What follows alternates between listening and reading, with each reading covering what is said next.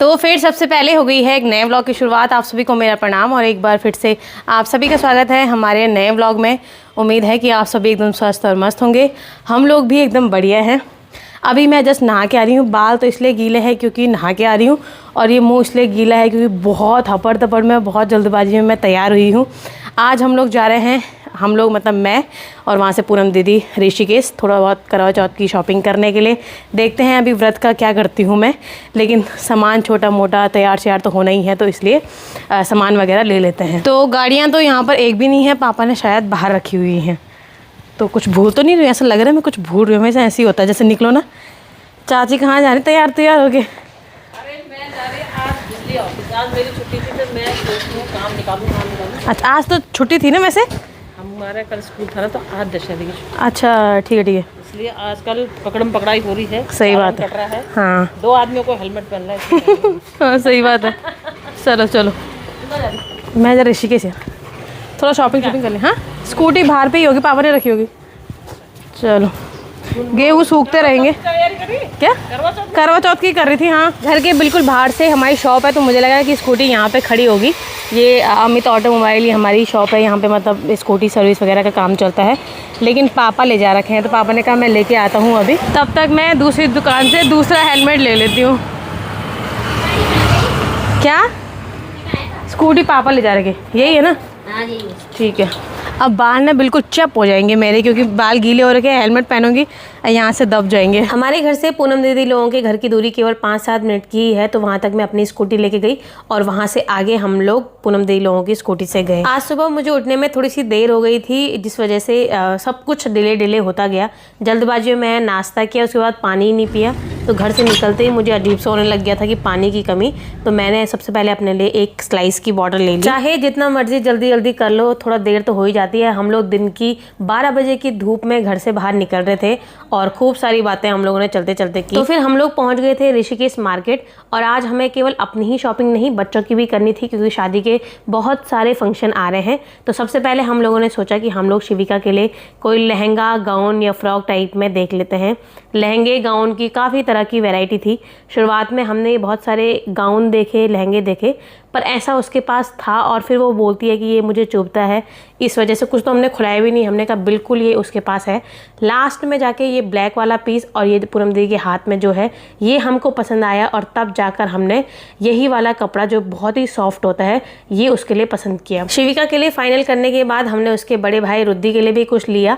लड़कों के लिए तो क्या ही होता है, चॉइस भी कम होती है और उनकी डिमांड भी, तो इस वजह से सब जल्दी हो गया। जैसे ही हम लोग पैसे दे रहे थे, तो भैया ने बताया कि एक ऑफर भी है, अगर आप 10,000 का सामान लेते हो तो आपको एक सूटकेस फ्री मिलता है। लेकिन हम लोगों ने अभी तक 5,500 की ही शॉपिंग करी हुई थी बस। 190 का सूट बाद में ले लेंगे, लेनी तो बाद में भी होती है। 2 बिल पे कर दो ना, अगली बार जो ले जाएंगे उस पे दे देना। नहीं, वो 2 सिंगल बिलिंग होता है। तो फिर 4,000 और देना से नुकसान हो जाएगा ना। उसके बदले 3 तो मिलेगा, उसके बदले 3 तो देंगे ना आपको। चलो कोई नहीं, चलो अगली बार सूटकेस अगली बार लेंगे। भैया बोल रहे थे 10,000 का सामान लेंगे तो एक सूटकेस बढ़िया मिलेगा 1800-1900 रुपये का। उसके लिए हमें 4,000 रुपये और देने पड़ते, तो फिर दिक्कत हो जाती। इससे अच्छा कोई बात नहीं, हमने कहा हम हाथ पे ले जा लेंगे। अभी तो मार्केट घूमना स्टार्ट ही किया था, लेकिन बॉडी में डिहाइड्रेशन, पानी की कमी सी होने लगी थी और थकान सी, तो इस वजह से सबसे पहले हमने जूस पिया। मेरी यही प्रॉब्लम है, व्रत लेने में मुझे सबसे बड़ी दिक्कत यही आ रही है कि बिना खाने के तो मैं रह सकती हूँ, लेकिन पानी के पूरे दिन भर, वो भी आजकल वैसे मैं पानी बहुत पीती हूँ, तो बड़ी दिक्कत वाली बात है। तो इसलिए मुझे व्रत लेने में थोड़ा दिक्कत हो रही है। फिर हम लोग आए कुछ मेकअप का सामान लेने के लिए। इसमें मैंने लिया है मार्स का मस्कारा, एक काजल, आईब्रो पेंसिल 2 तरह की, वाटरप्रूफ आईलाइनर, ब्लू हेवन का सिंदूर, स्विस ब्यूटी का प्राइमर और फाउंडेशन, दोनों एक ही कंपनी का लिया। और उसके बाद नॉर्मल दिनों के लिए पॉन्ड्स बीबी, और इसके अलावा बालों के लिए सीरम। इस शॉप में बहुत सारी चीज़ें थी, छोटा मोटा मेकअप का सामान, बालों के लिए अंगूठी, ज्वेलरी वगैरह सब कुछ। तो इसलिए हम लोगों को अपने सारे कपड़े याद आ रहे थे और सारा टाइम इसी चीज़ में लग गया। सबसे पहले तो मैंने चुन्नी साइड में रखी, अपने बाल बांधे, और तब मैं धुरसा फुर्सी पे लग गई सामान देखने पे, क्योंकि इतनी सारी चीज़ें थी, इतने कपड़े हैं। लिया बस इतना ही, पर पूरा टाइम लगा दिया हम लोगों ने। छोटा मोटा सामान हम लोग ले रहे थे और उसी में 1-1.5 घंटा लग गया है। और लेने के लिए कोई बोलेगा क्या लिया है, इतना सा लिया, टाइम इतना लगा दिया और पैसे भी लग गए, बस खाली सामान ही कुछ नहीं जा रहा। ये देखो अभी भी कुछ सामान नहीं लिया, कॉम्पैक्ट नहीं लिया बोर्ड। इतना सा सामान और ये है 3500 रुपये। स्कूटर में ज़्यादा लगता है, छोटा मोटा सामान करके 3500 रुपये। उसके बाद आखिर में मैं आई एक फैब्रिक वाली शॉप में, जहाँ की मैं हमेशा ही जाती हूँ। फैब्रिक देखना और लेने में मुझे बड़ा मज़ा आता है। तो मैंने यहाँ पे 2-4 तरह के फैब्रिक देखे। अगर आप आसपास के हैं हरिद्वार देहरादून के, तो आपको देहरादून से नहीं लेना चाहिए। देहरादून के मुकाबले ऋषिकेश में काफ़ी सस्ता है। और फिर आई हूँ मैं नज़ाकत में, जहाँ से मैंने 2-4 साड़ियाँ ली हैं। यहाँ पर मैंने फॉल पिको करने के लिए दे रखी थी। उस दिन ब्लाउज़ तो मैं अपने साथ लेके चली गई थी सिलवाने के लिए, लेकिन ये लोग अच्छी साड़ियों के साथ मतलब फॉल पिको भी कराते हैं, तो इसलिए मैंने वो यहाँ पे दे रखी थी। तो सारी साड़ियाँ यहाँ पर तैयार थी। ये 2 साड़ियाँ मेरे हाथ में आ गई और तीसरी का कलर मुझे खुद ही याद नहीं। इसमें हम लोग कंफ्यूज हो गए। फिर भैया को याद रही कि चलो यार ये वाली साड़ी है, तब उन्होंने मेरा नाम वगैरह ढूंढ के मुझे मेरी साड़ी दी। पिछले 2-4 दिनों से आप मेरे जो भी व्लॉग देख रहे हैं, जितने भी फंक्शन में मैं पहन रही हूँ, तो वो लगभग साड़ियाँ मैंने यहीं ऋषिकेश नज़ाकत से ले रखी हैं। आप लोगों को भी एक बार ज़रूर आना चाहिए।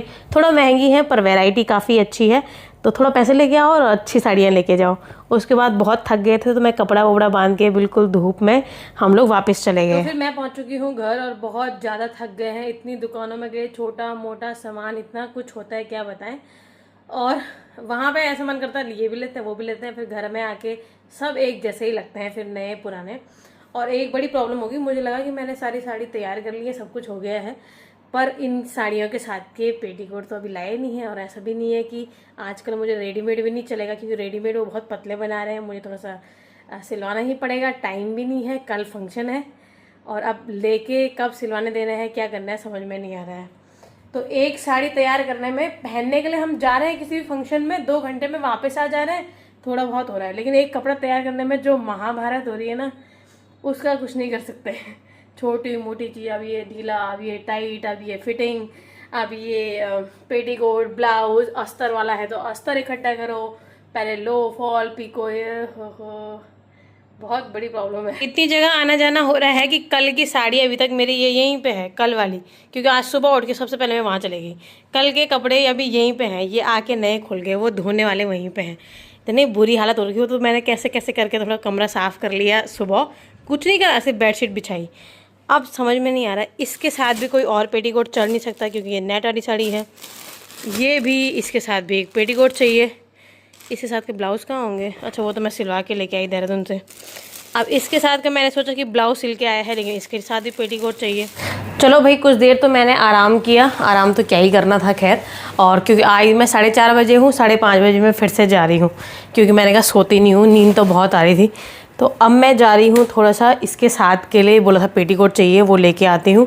और मेरा कुछ खाने का मन भी है आज, वरना मेरा बाहर का खाने का इतना मन होता नहीं है, पर आज हो रहा है, तो मैंने कहा चलो जाती हूँ। तो यार ये 10 चीज़ें बंद करनी होती हैं। टीवी खुला होता है, एसी, पंखा सब खुले रहते हैं। मैंने कहा एक जोड़ी कपड़े के लिए इतनी मेहनत लगती है, इतनी आफत आती है, या तो ये 10 तरह के कपड़े, ये अलग अलग तरह के कपड़े पहनने बंद करना पड़ेंगे, या तो कहीं आना जाना बंद करना पड़ेगा, या तो ये व्लॉग बनाना बंद करना पड़ेगा। क्योंकि व्लॉग बनाओ तो ही पता चलता है क्या कपड़े पहने, या बदल बदल के पहनने का लोड होता है। ये पानी आ गया शाम के टाइम पे। आप वहाँ हो क्या? मैं सोचती हूँ यहाँ पे आप हो क्या? अच्छा, मैं जरा दुकान में जा रही हूँ। मैं जा ही रखी हूँ सुबह। मम्मी बोल रही जा तू, मैं जा ही रखी हूँ सुबह से। क्या? पैदल नहीं, स्कूटी में मैं थक गई आज, पैदल बहुत चल रखी।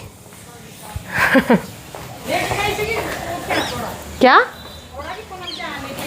हाँ, लेके गई थी ना भैया। पेटीकोट का कपड़ा है? पेटीकोट का कपड़ा तो नहीं है। कौन से वाला? साटन का? सैटिन का, कॉटन का, कोई भी। वैसे सैटिन का ही चाहिए था, वो नेट वाली साड़ी है, उसकी शाइनिंग अलग के लिए चाहिए। उसके लिए साटन चलेगा। पर नहीं है आपके पास? है? ये कौन सा कपड़ा है? जिम्मी चूक। कई तरह के कपड़े आ रखे। मैं ये बोल रही हूँ कि इसका तो मुझे वो सैटिन का ही चाहिए, पर सिल के भी देना पड़ेगा, कल पहननी है। सिल दोगे कल तक? कल रात को पहननी है, कल शाम तक दे देना। मुझे याद ही नहीं थी एक तो पहले से।